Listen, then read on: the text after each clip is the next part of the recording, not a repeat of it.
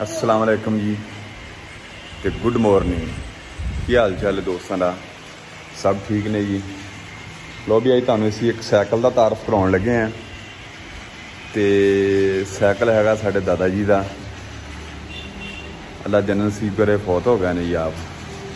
तो वो ये सैकल तो मेरे नाल रेस लाते थे। तो अज ये सैकल साढ़े धक्के चढ़िया है, तो असी इन्ना साफ सूफ कर रहे हैं, दोबारा इन्ना ताज़ा कर रहे हैं इसमें। तो चलो जी तुहानूं तारफ करवाने, चेक करवाने जी। लो जी यह सैकल है जी, सैकल है चाइना का।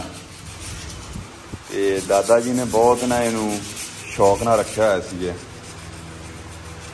दादा जी साढ़े फौत हो गए 2015 यार, तो हुण जा रहा 2022।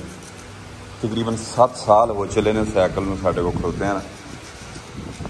अज सानू मौका मिले तो असी इसनूं साफ कर रहे हैं। देखो ना सारा जंगाल असी ये उत्तों ला छड़िया है।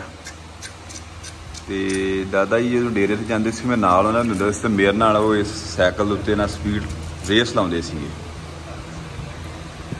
ठीक है ना जी।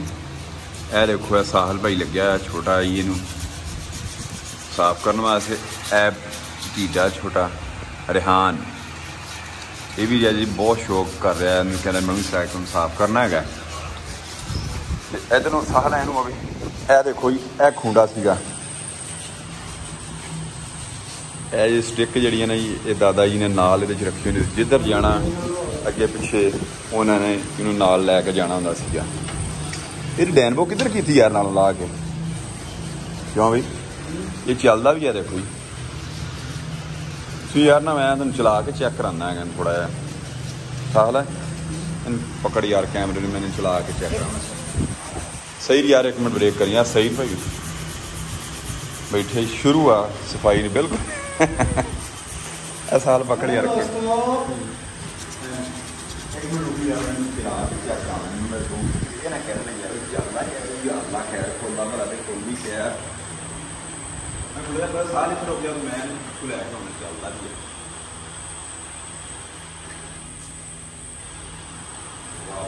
बड़ा मस्जिद है सैकल चाइना का, बहुत शौक ना रखा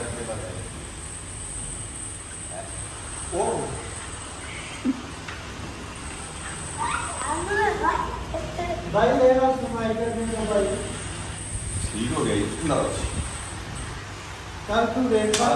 सैकल की चलाई जी ना नवे सैकलों में वाधू बहुत शौक इन्होंने रखा। दोस्तों ये जड़ा मॉडल हैगा ना तकरीबन 1980 82 मॉडल है जी। ये सैकल इन साह बहुत रखी हुई थी, उस वजह से बचा है। तो हुण देख लो पोजीशन साड़ी, बंदा रेगमाल लैके रह गया, थल्लों इहदा जैनवन कलर निकल रहा है। रेगमाल शुरू इन सफाई करके बिल्कुल इसनूं ओके कर लेना है।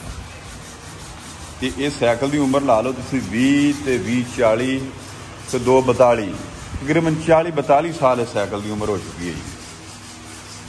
तो असीं इहनूं मजीद भी अगे कोशिश करांगे भी असीं इहनूं, बजुर्गां साढ़े ने निशानी हैगी, इस संभाल के रखिए। ओके हो गया जी, तारफ करवा दिता गया है। साडी वीडियो नूं तुसीं लाइक कर देना, तो साडे चैनल नूं सबसक्राइब कर देना। दोस्तां दा नबतां दा शुक्रिया जी।